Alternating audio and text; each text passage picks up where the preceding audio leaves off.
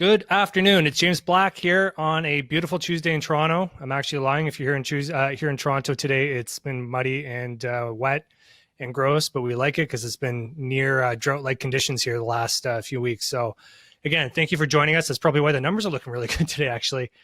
This is Tech Tuesdays, and I want to welcome everyone to a special Tech Tuesday. This is the Public Company Showcase. So the last three sessions that we had, we were previewing companies that were on the private side, and now today we are presenting to two companies that are on the public side. So I'm happy to be joined today by Dr. Rahul Kushwah from PredictMedix. He's going to pop up on the screen here in just a moment. There he is. And Dr. Ahmad Doroudian from BetterLife Pharma. And Barrington Miller, I'm going to ask you to join the screen today because you are our special Q&A moderator. So the format this week doesn't involve Mark Francis. If you've been on any of our previous broadcasts, Mark Francis was your moderator. I will carry the duties as far as I can today. I'm James Black with the Canadian Securities Exchange, and we're gonna have both presenters give us 8 to 9 minute presentation about their companies. We'll jump into the Q&A. We'll open the chat board for questions, and then if there's any extra time, we'll reach for some other Q&A questions and answers. So what I'm going to ask for everyone to do now that's presenting, turn off your camera unless you're Rahul, because Rahul is going to start off with the presentation for PredictMedix. Without further ado, the floor is all yours. Sounds good. Thanks, James, and thanks, Barrington. I mean, it's a pleasure being on CSE Tech Tuesday, and today I'll be talking about the technologies that we are developing with PredictMedix.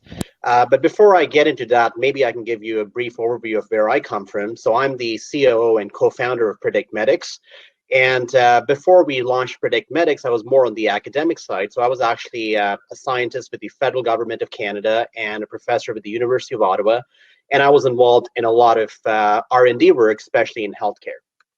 So when it comes to PredictMedix, we are developing disruptive technologies for impairment and healthcare. So what does it all mean? So normally when we talk about AI, usually what we find is that companies are trying to develop a bunch of AI-related technologies, but the biggest question that we always tend to get is, are you solving real-world problems? And at the end of the day, that is precisely what our USP is, that we are solving real-world problems using artificial intelligence. And the problems that we are addressing pertain to screening for infectious diseases, such as COVID-19, screening for drug and alcohol impairment, and also screening for mental illnesses. And along with that, in the current COVID-19 environment that we are dealing with, telehealth or virtual healthcare is turning into a huge need of the day. So we have also developed a platform which is addressing several of the drawbacks which are normally seen with telehealth and remote patient monitoring. So in terms of the science, I mean, of course, we are a tech company, so we have filed 4 US patents so far. And at the same time, there are a bunch of other technologies that are being developed which support our screening technologies along with our remote patient monitoring platform.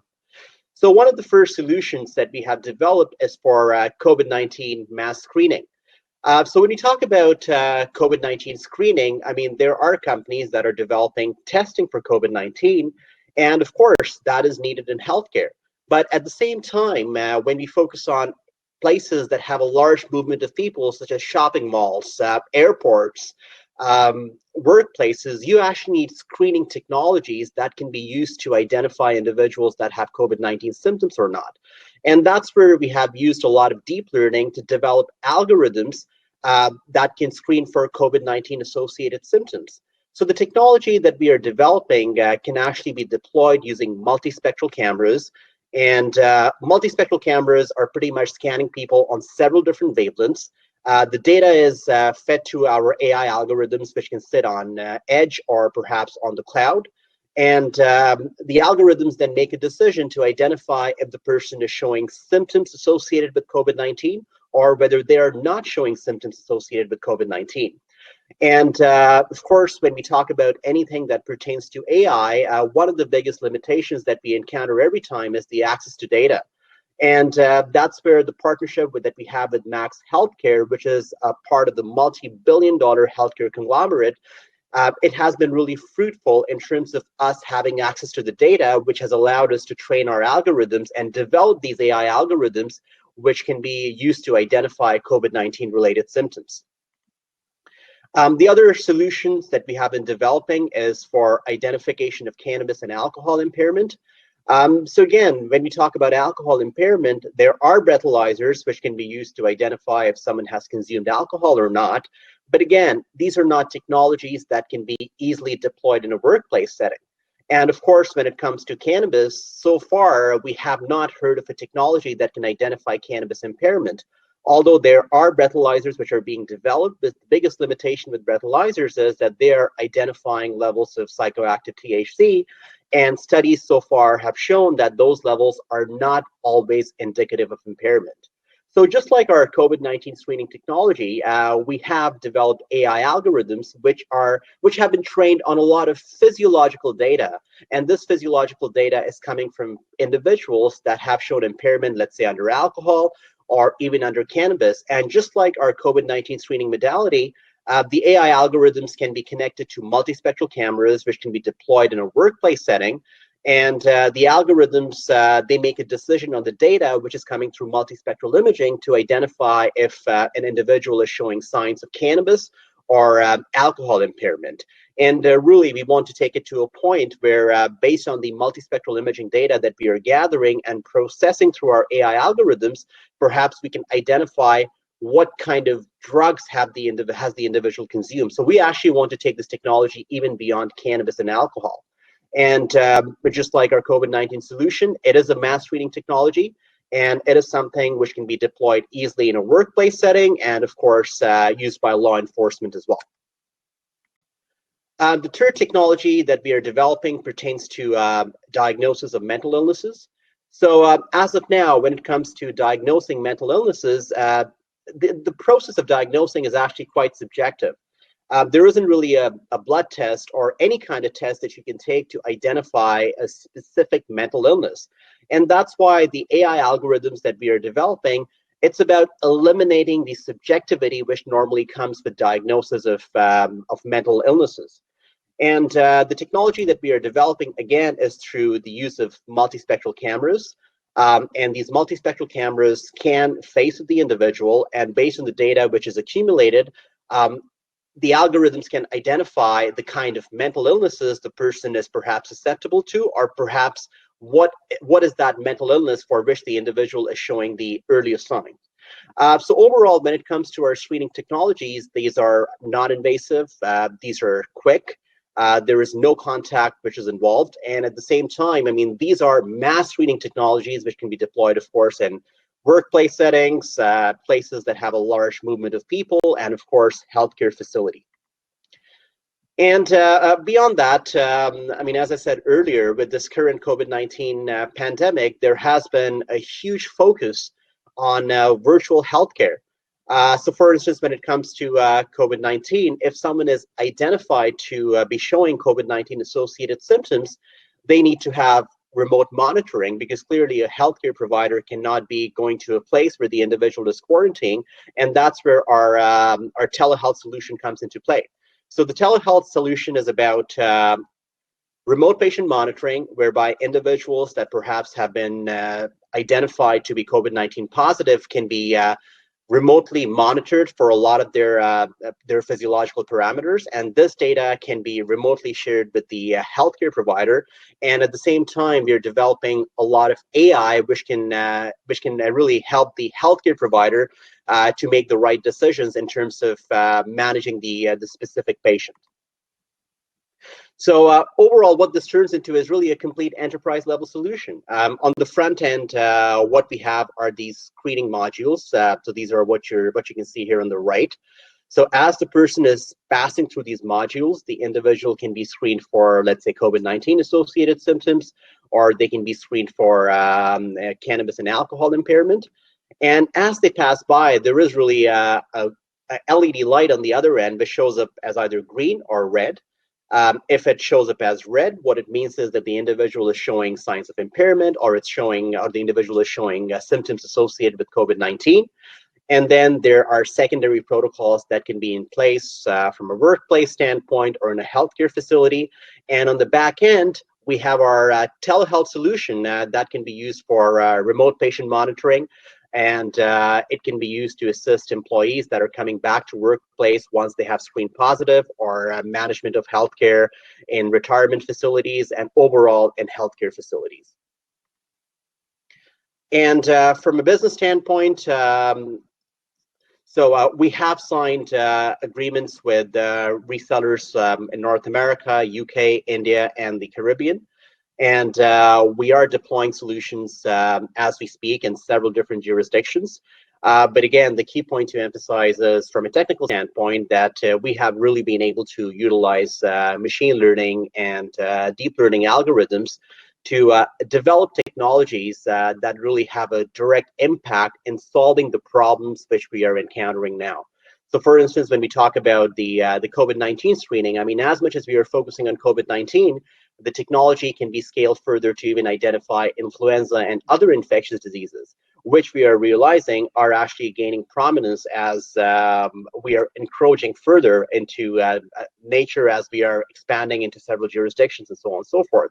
And similarly, when we talk about impairment, although cannabis and alcohol impairment are a major focus in North America, what we are finding is that in several jurisdictions where cannabis is not legalized, even there, cannabis impairment is a huge concern for workplace, especially from the liability and safety issues. And again, mental illnesses, I mean, it's a $300 billion issue here just in North America. And eliminating subjectiveness from diagnosis can really expedite diagnosis of mental health issues, and can make a huge impact in individuals' lives. And of course, when it comes to our telehealth solution, because we are emphasizing a lot on remote patient monitoring, and we don't know for how long we will be in the pandemic state, it will have a lot of usability in several different sectors, which actually go beyond healthcare. And yeah, that is where I'll end my presentation. Wonderful. Thanks, Dr. Rahul. That's great. We're going to hold off on questions, but I do want to thank you for asking them in the chat. If you can see here as a participant, there is a chat window on the side. And I know Barrington is one of the best when it comes to moderating, so he'll make sure your questions will be answered to the best of the CEO's ability. I also wanted to mention two more things quickly before Dr. Ahmad gets on. One is that the theme of these presentations today is in and around COVID. So just be prepared that the next one is along that theme, but with a much different application. The second thing is you'll see a replay link up on the top of the chat. That's for CSE TV. If you subscribe to CSE TV, you will get an automatic video showing up in your feed of this replay. If you go back, we actually have replays of previous sessions from Tech Tuesday and every future session. And here's my challenge to you if you're a viewer today. We really want to broadcast these live on YouTube. We can't do that just yet. We're about 47 people short on our channel to get there. So if you subscribe today, how about this? Take a screen cap, send it to me, james.black@thecse.com. That's james.black@thecse.com. Send me a screen cap and you'll get a prize pack of a CSE hat and t-shirt. Okay, we got some new hats and t-shirts coming. The first 3 people that do that will get that mailed directly to them. All right, enough of that. Let's get on to our next presentation, Dr. Ahmad, and his presentation of the company BetterLife, also listed on the CSE. Dr. Ahmad, you're welcome to join us. Here you are, and turn on your microphone, and the floor is all yours. Thank you, James. Thank you, CSE, for hosting this and providing this platform. Our company has been working on antiviral drug primarily for another indication until the beginning of last year, for a topical format of administering interferon alpha 2b for the treatment of HPV virus. And at the end of the last year, when COVID started rearing its ugly head, interferon alpha 2b has been shown to have some anti-COVID activity, and we quickly mobilized our team to see if there is any way we can use our interferon than what we have learned the last 3 years in form of a inhalation format of interferon that is directly delivered to the lungs. There were studies that came out of Wuhan very late January and early February, run by Canadian researchers led by Dr. Eleanor Fish at Toronto General and a couple of researchers here at St. Paul's and UBC, that showed that this in fact has merit. And just recently, very recently, a couple of weeks ago, a study out of Southampton, also on the inhalation of interferon. It was an interferon beta that showed significant improvement in the recovery of COVID-19 patients. So what you see in this slide, I'm just going to focus on the top box, which is COVID related. We also have other indications and other drugs that are now on hold because of challenges in recruiting patients and conducting clinical trials. But COVID being the primary focus of the company, we are developing two different formats. One is a high dose of interferon for the early COVID detection. This is the first 5 days, first 5-10 days that if you test positive, you take the inhalation of interferon twice a day. And again, the previous work has shown that a significant number of these patients recovered without needing oxygen or hospitalization. The second format is a low dose format that we want to enter. It's in preclinical right now. We want to enter that into a testing phase later this year, beginning of next year, to show that administration of this low dose actually prevents the spread of pandemic like this, or COVID and other type of viruses. So why our drug, which is the AP003, this is the, as I said, inhalation format of interferon alpha-2b. I don't know anyone that doesn't know COVID.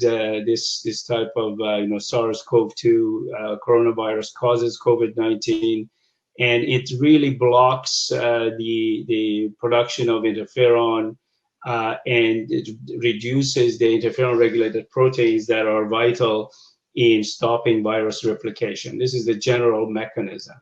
And usually when we all come across these viruses or pathogens during our everyday or seasonal, the body interferon production is up unless you're immune compromised, and these interferon regulated proteins get very active and quickly stop the replication of the virus and allows the body to recover. COVID is one of these very unique viruses that stops the production of interferon and actually reduces it, and the body's immune system and these interferon regulated proteins are not activated. So that's when it does the damage, and then it becomes a little too late. So we are developing this interferon alpha-2b, this unique formulation that we have developed for the treatment of COVID-19. And it's going to be given as, in our protocol, we have a very specific protocol as an inhalation format in the early stage. And we think it would restore the initial immune response. I always try to, it's the same as if people are coming to invade your house, or a thief or whatever, and your alarm system is deactivated. So this serves as really heightening the levels of your interferon in your lungs, the AP003 treatment, and activating the system to show that to get the body ready to stop the spread of COVID-19. So and we think that we can really make an impact on this. The last two studies that have come out, we're the only group that's working on interferon alpha-2b specifically. It has a long history. It was used for hepatitis C and B. It has a long history of being used as an antiviral. So we're fully committed now in the last 4 or 5 months that we've developed this formulation to make an impact on this. And we think with the other treatments that are coming, AP003, it's not going to be the only thing you're going to be given as a COVID patient, because the COVID patients, we think this will require a cocktail, a direct attack on the virus like remdesivir and other agents that you may have heard of, and indirect, such as AP003, that works hand in hand with your immune system to stop the viral replication, and some anti-inflammatories. So we are very encouraged by the results out of UK and earlier this year out of Wuhan. Dr. Eleanor Fish is actually on our advisory board, and she's been helping us quite a bit in the design and the way we're planning our clinical trials. So we have IP protection for AP003. Interferon alpha 2B, as I said, has been around for a long time. It goes back to the 80s, but it hasn't really been, it's a biologic, it's 166 amino acids long, very tough molecule to make. And 3 years ago when we started the only other group that was making this is Merck, and they really were getting out of the hepatitis C and B treatment, and there wasn't any a real incentive for them or other groups to advance and make this molecule and this protein in a better, purer format and so on. So we are dealing with, we started from scratch with Fujifilm in UK, and later on, late part of last year, in collaboration with NRC, we developed a very unique cloning procedure to manufacture the only isoform free of contaminant interferon alpha 2B, and that's really isoforms and contaminants are the ones that cause primarily the side effects that are known with interferon alpha 2B. So we're manufacturing the only one that only isoform free interferon alpha 2B, and then our patent protection, we have filed for patent and for this composition of this type of interferon. We also have a patent pending proprietary formulation that has improved the stability and gets interferon alpha 2B for inhalation and respiratory treatment, and that also gives us our claim for treating this type of ailments like COVID and other virus infections with this formulation. So we have 3 levels of patent pending IP application that's underway. Our clinical study, we've been going back and forth. We have a very experienced team that deals with this kind of thing on the regulatory side and dealing with the FDA, getting back feedback from the FDA. So we've designed our clinical trials and what type of primary endpoint, secondary endpoint, the sample size for our phase 2 upcoming trials. So we're very happy and pleased with the responses we're getting from the FDA, and we think will provide a very unique approach to this, and that in combination with other treatments could really make an impact in the way this virus is destroying the body that is attacked. So our primary endpoint is very simple: is a change in the baseline with the EQVAS, which is basically the global assessment of patients' health, and then secondary endpoint, measuring viral load and preventing hospitalization and so on. So we hope to start this trial later this year. We have inclusion and exclusion criteria primarily in patients that are in the first 5 to 10 days of diagnosis. Next slide on the development timeline. We've started quite a bit of work on manufacturing, scaling up our own drug substance that we have. We also have some interferon alpha 2b on hand, which we have used to make our unique patent pending formulation. Our CMC group has been doing that. They're based in the US. And we're going to start some initial trials. Again, this is all feedback from the FDA, what type of data they want to see, initial data that goes as part of the package for a IND application. And then later this year, we start a 150 patient phase 2 trial. It says Canada in this slide. Last literally 48 hours, our clinical group, our CRO consultants are considering maybe doing this in Australia. Previously, we did a lot of work in Australia for our HPV indication and had set up centers there. So again, this is we may do this trial in Australia. So the target profile, again, this is an inhalation delivery in persons that have COVID infection, less than or equal 5 days, who are around 60 years and older with pre-existing conditions. We want to be very careful in this specific phase 2 trial to make sure we get the parameters that we need before we move to phase 3. We also look at potential emergency use authorization application, given the phase 2 of this pandemic has already started. I mean, we're not even sure phase 1 even ended in the US, but with this going forward, we think at the end of the phase 2, we may be able to get emergency use authorization from the FDA, given how they are really responsive. So our target profile is for individuals within the 5 days of symptom development, cough, fever, and we think that this may be our EP003 with combination of other drugs that these patients may need, like remdesivir, that is the direct attack.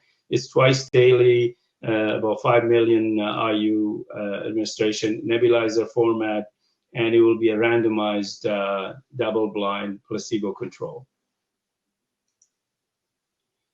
The market estimates, it's quite large. I mean, this is a moving target with COVID, the way it's spreading around the globe. But we've tried to use. We have a lot of experience with the HPV and done surveys and pharmacoeconomic studies and patient populations. But we think these two products, these two formats, high and low, have quite a bit of potential revenue generation in the coming year or two and beyond. Especially our prevention one, the low dose. It's an interesting concept of Dr. Fish says. You create a circle of protection. People who don't have it, but with this application, like frontline healthcare workers, police, firemen, school bus drivers, who come across, who get it, who come in contact with people taking these low dose format will have protection. And if we can wrap, I want to give people time to have their questions answered, Doctor. Thank you. I'm done with the presentation. Thank you. Thank you so much. That's wonderful. Okay, so I'm going to ask Dr. Rahul to come join us again. And Dr. Ahmad, you don't have to go anywhere. You can actually stay, because what we'll do is we'll treat the next 15 minutes sort of like a little panel. And Barrington already got his cue. He's there. That's great. So I don't need to talk anymore. I just want to thank everyone for presenting. I'll talk at the end. And just remember, there's a question box on the side. Barrington, he's a very, very experienced moderator. He'll make sure everything gets answered. And I'll leave it to him to facilitate the Q&A. Thanks, Barrington. Well, thank you. Thank you, gentlemen, for your presentation. For our audience, I've had the pleasure of meeting and talking and interviewing both. So Yeah, it's this is a we're lucky to have both of them actually together in one virtual room. So let's get right to it. Both of these technologies seem somewhat complementary. Do you think we can eliminate COVID-19 and prevent pandemics of a similar nature with a combination of therapies and preventative technology? Well, okay, I guess I can go first. Yeah. So again, I mean, just looking at the overall COVID-19 landscape, if you just go into the family of viruses that it comes from, one of the biggest question is the extent of long-lasting immunity that we are talking about.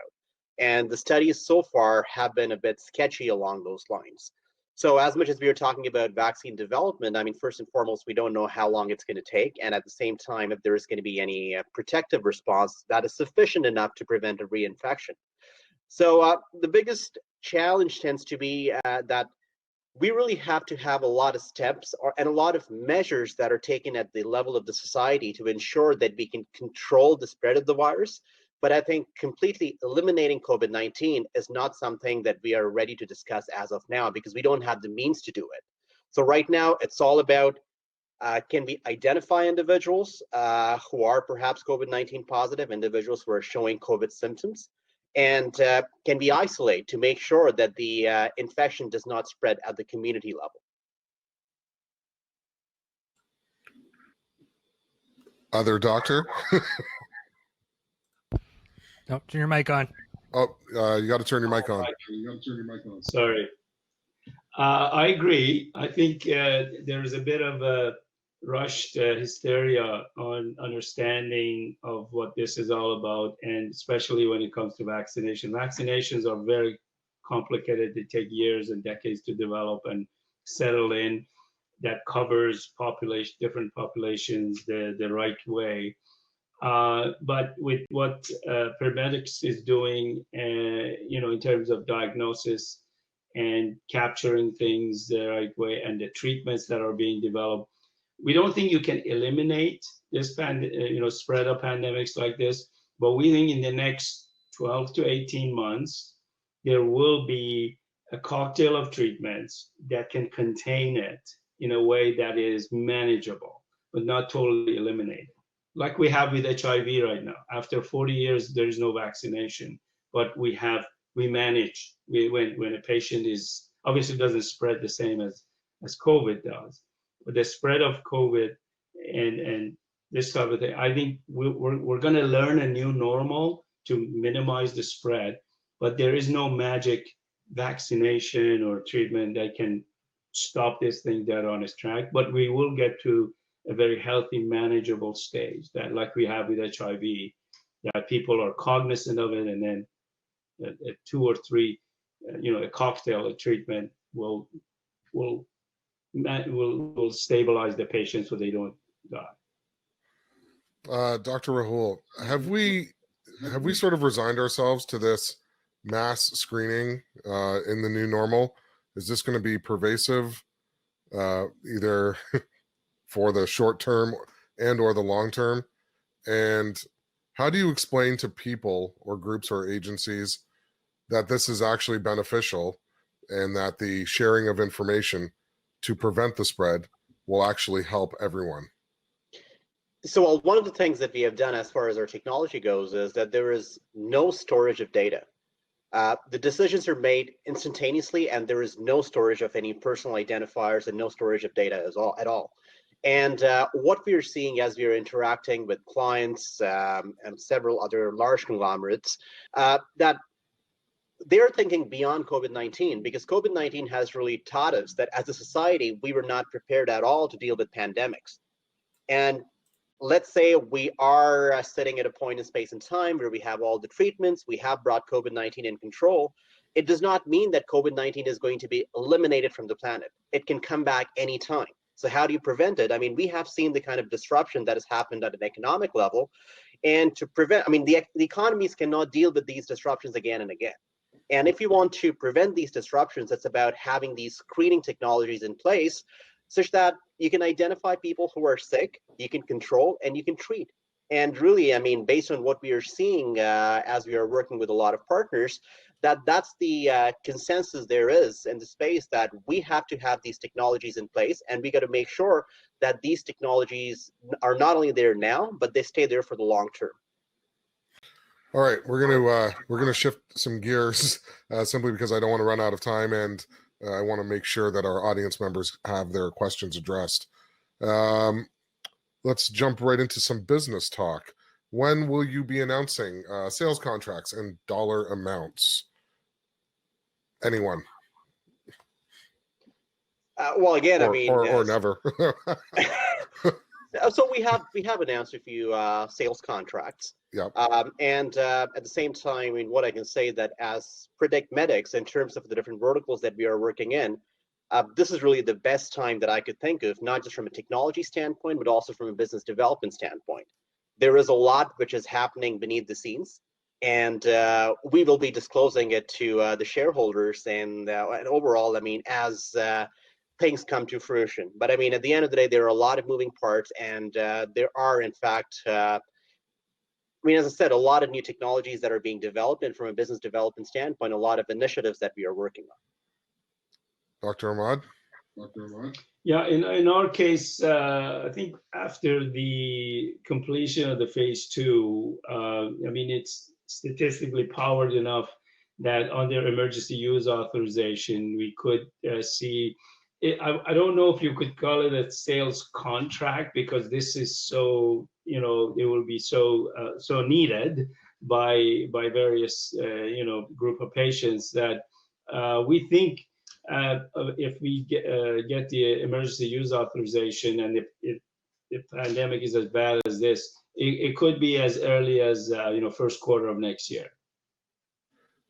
Let's go a little bit further. Can you outline the differences between phase 2 and phase 3? Sure. Phase 2 basically gives you the proof of concept that you've achieved in phase 1, and you set up some parameters to optimize the way you're going to treat the patient. And you have enough in that end number that it gives you enough data that says, okay, if we treat twice a day with this type of with this many million IUs of antiviral activity, we have made this impact. That gives you enough information to really then optimize for phase 3, which is a larger number of people, and gets you a higher statistical power that's enough for registration. So phase 2 is usually the critical phase of really getting your proof of concept established, that you've done, and then you get that the treatment works, and then you just optimize it for a larger scale trial. Are you trying to, or are you looking at partnering up with any of the larger pharma companies? Yeah, I think so. I think the nature of biotech in the last couple of decades is, in fact, this. I mean, we have a lot of, my group, there are no rookies. Everybody has a lot of contacts with big pharma, and we are all constantly discussing, getting advice, or in communication with them. So typically, when you get to a point that we're a small team, we're a small company, depending on what you're developing, you discuss with a group that has a much larger global footprint, and that partnership serves patients a lot better and delivers value to our shareholders, because we don't really want to be in sales and marketing. We're development. We are the ones who put it through most riskiest part of the development, and then it goes into commercial and all that. So we are going to be actively looking for partners in the next, towards the end of this year. Dr. Rahul, let's talk about your competition. Do you have any? Who do you view as your competition, and who thinks of them as yours? So I think for instance, I mean, let's say if you talk about the COVID-19 angle, I think the mass treating solution that we're developing is very unique in the sense that it's actually going beyond just looking at fever, for instance. I mean, there are competitors that that are using thermal cameras to identify temperature. But I mean, we know that with COVID-19, the symptomology goes beyond fever.